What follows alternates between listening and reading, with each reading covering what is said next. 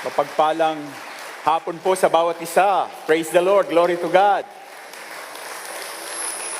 Isa pong malaking kaligayahan na mag-celebrate tayo ng 28th anniversary ng ating pong iglesia. Welcome po sa bawat isa.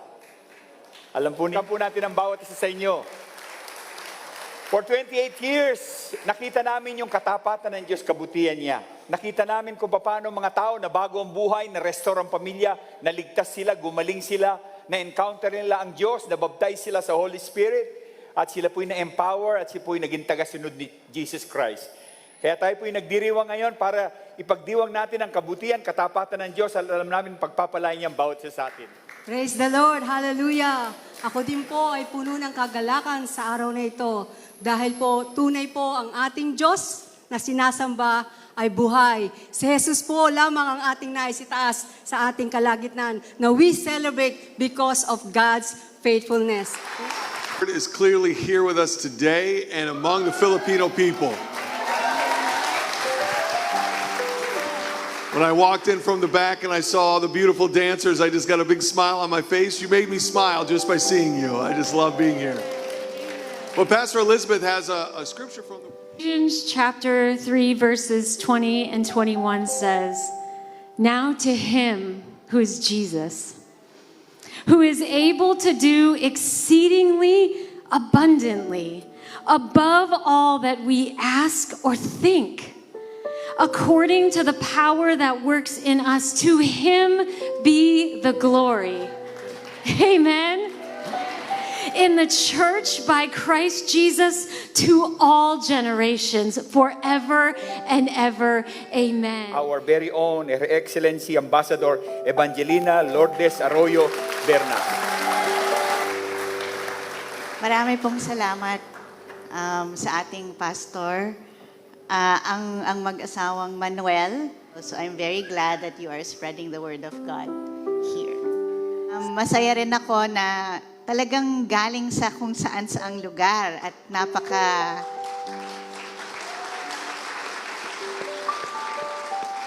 napakalakas ng ating komunidad.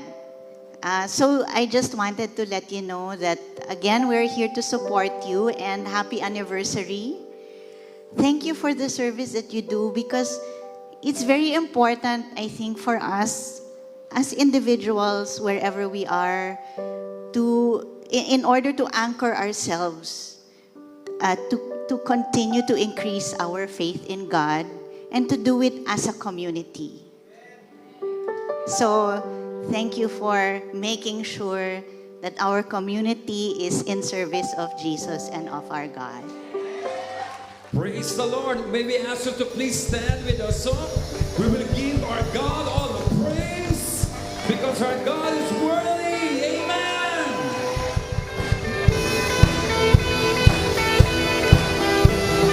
Come, let us worship our King. Come, let us bow at His feet. He has done great things. See what our Savior has done. Oh, and praise the Lord, oh my soul. Come on again, and praise the Lord, oh my soul. Come on, my Lord, and praise the Lord. So we put out our praise to you.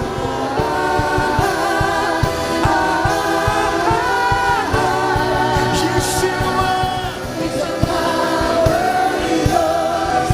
He's the glory forever.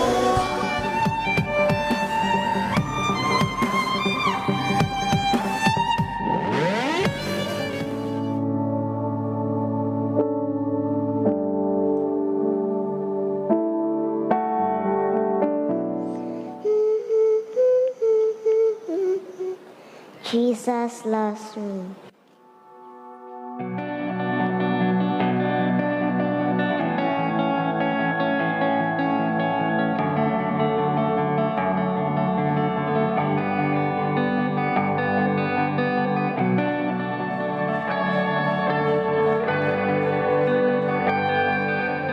Naparito siya sa mundo namatay sa pamamagitan ng pagpapako sa krus at inilibing. Nabuhay siyang muli mula sa mga patay. Siya, tanging tagapagligtas ng mundo, siya ay darating muli sa mundo nito.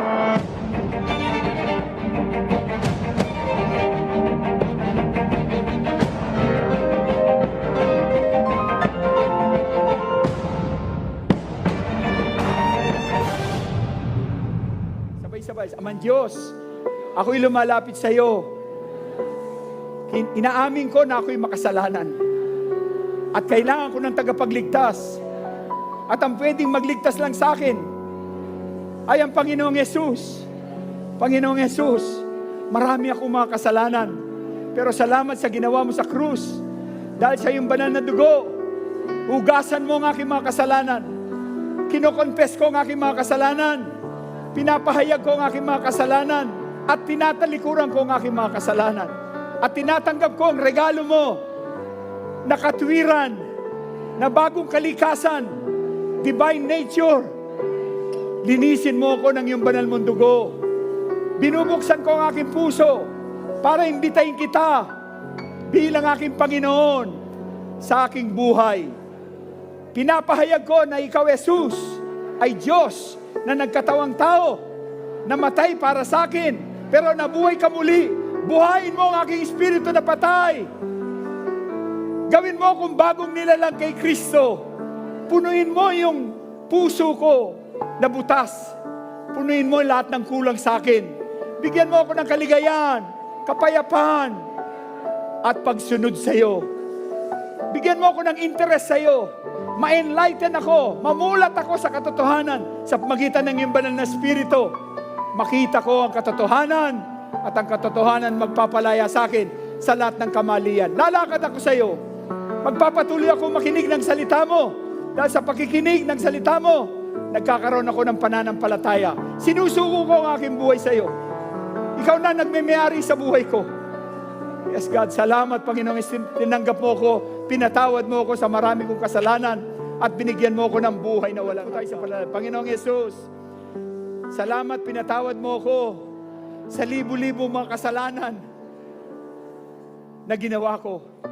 Ngayon naman, pinapatawad ko lahat ng mga taong nakasakit sa akin, mga magulang man, mga kamag-anak, lahat ng nag-agrabyado sa akin, lahat ng nag-bully sa akin, lahat ng mga nakasakit sa akin damdamin sa buhay ko, pinapatawad ko sila, nire-release ko sila sa iyo, at nagsasalita ako ng blessing sa kanila. Pinapatawad sila para magkaroon ako ng kapayapaan, makapag-move on ako sa buhay ko. Awa sa sarili, espiritu ng sakit at karamdaman, lumayas ka sa mga anak ng Diyos. Pain go, sickness go, cancer go. Sa pangalan ni Jesus, lumayas ang lahat ng cancer, lahat ng sakit. Bago ka lang tumanggap sa iyo, ang bawat isa ay puspusin mo ng kapangyarihan ng banal na espiritu. Ma-empower sila ng Holy Spirit, masangkapan sila ng kapangyarihan, magawa nila yung mga imposibleng bagay, makapagpatotoo sila sa iba. Oh God, mapagtagumpayan nila lahat ng pagsubok sa buhay nila. Lahat ng mga pagsubok, magiging matatag sila. At sila'y bibigyan mo ng supernatural strength to overcome. They are overcomer. They will be a more than conqueror in Christ Jesus. Magiging winner sila, magtatagumpay sila sa lahat ng kanilang ginagawa. Sa pangalan ni Jesus, lahat ng pagpapalang tinanggap nila, ibigay nila sa iba. Ipapatotoo nila na si Jesus lamang ang tunay na Diyos. Siya lamang ang tunay na Panginoon na nagliligtas, nagpapalaya, nagpapagaling, nagpupuno ng buhay, nagbibigay ng purpose at meaning ng buhay. Kaya purihin natin ang Panginoon. Salamat, Panginoong Yesus. Thank you, Jesus. To make a major spiritual impact in Vienna, Austria, Europe, and around the world. Noong ibinabahagi ang pangitain na inilagay ng Diyos sa puso ng ating Pastor Larry, hindi ko ito sineryoso. Dahil ang plano ko ay makabalik sa pamilya ko sa Philippines for good. Nagkaroon kami ni Pastor Marlene ng one-on-one meetings patungkol sa mga plano ko sa buhay. Totoo ang salita ng Diyos. Ang tao ang nagpapalaroon ng mga miyembro na passionate sa pagbabahagi ng magandang balita patungkol sa Panginoong Hesus. To God, be the glory.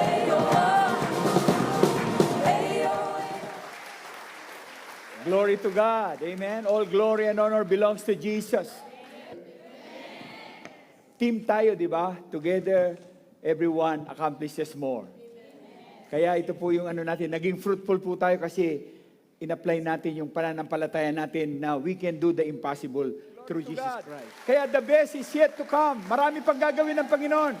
God can do exceedingly, abundantly, more than what we ask and imagine. Amen? Unlimited yung growth, yung fruitfulness sa Diyos. Kaya, He has done.